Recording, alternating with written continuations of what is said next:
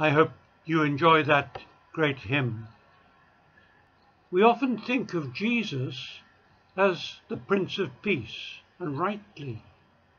When Jesus rose, he came and found the disciples who'd shut themselves up in a room in Jerusalem, this on the very first day of his resurrection. And what does he say to them? Peace be with you. And somehow the idea of peace, of harmony, is very much one in our understanding of what it is to have a walk with God.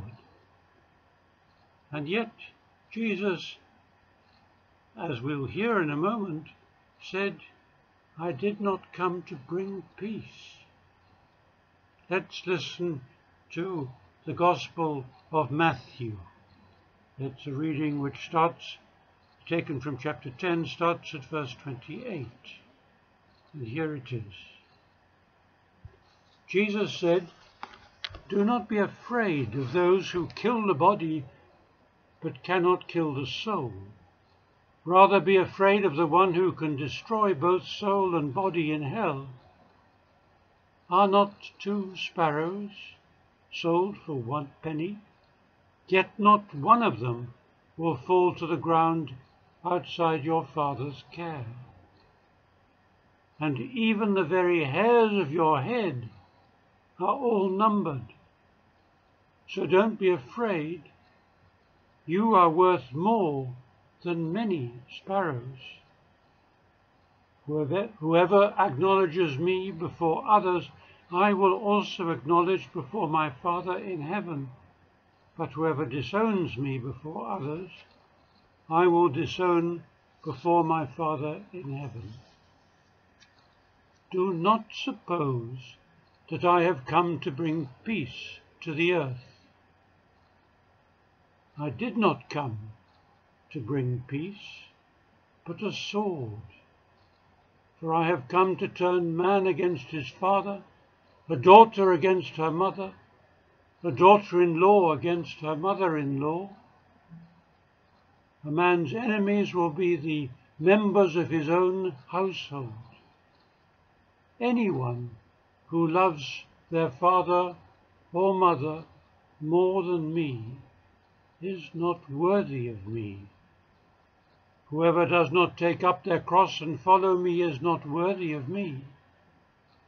Whoever finds their life will lose it. And whoever loses their life for my sake will find it.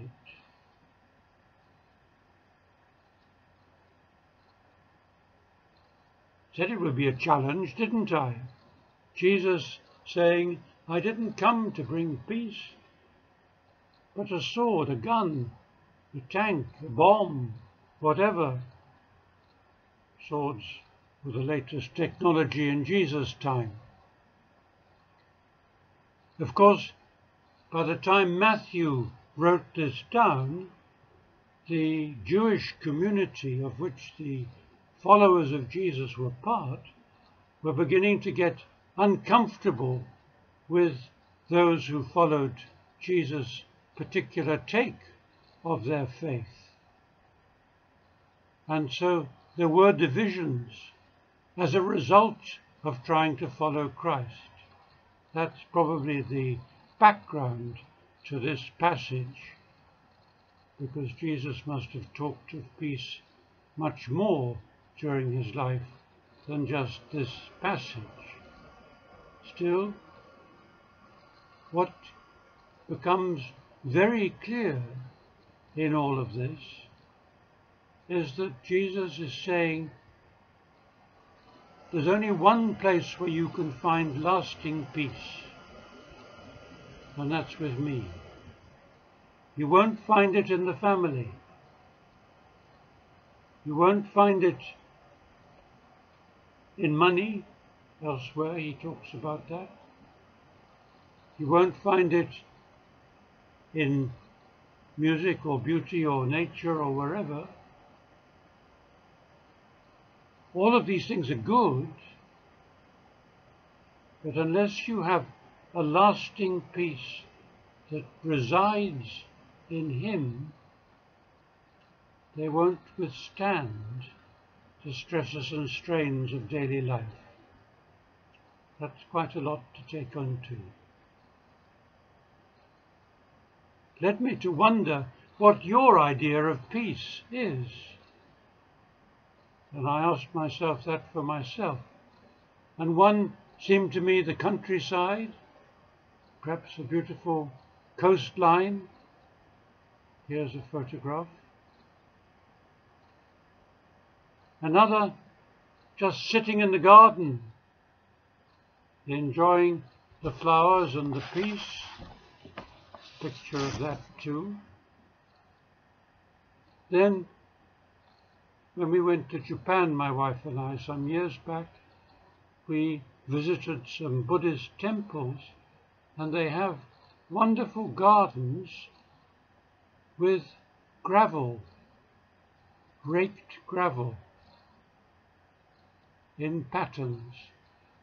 And it's a way also of feeling very much at peace, somehow. I don't quite understand it.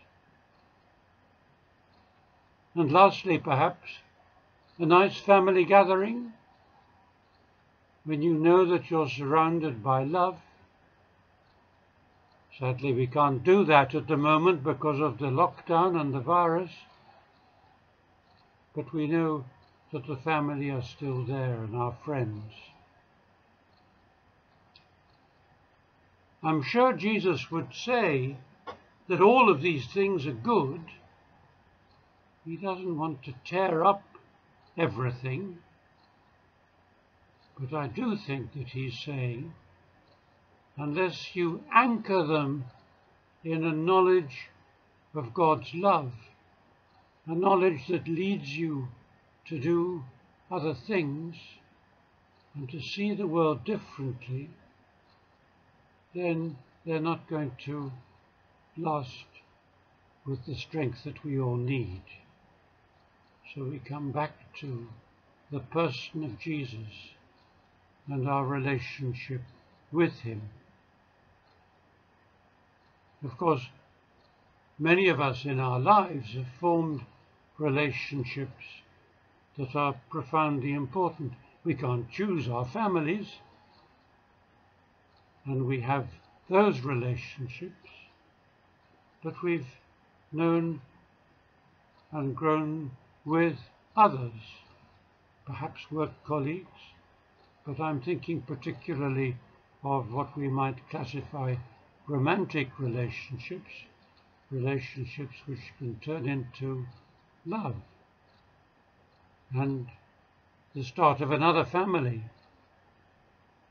And so often when you look back, these relationships can seem to flow from a completely chance encounter. That's something which has been celebrated in the song we're about to hear because of the rain. Because it was only because it rained that two people got together and then discovered that they loved each other. I hope you enjoy the song.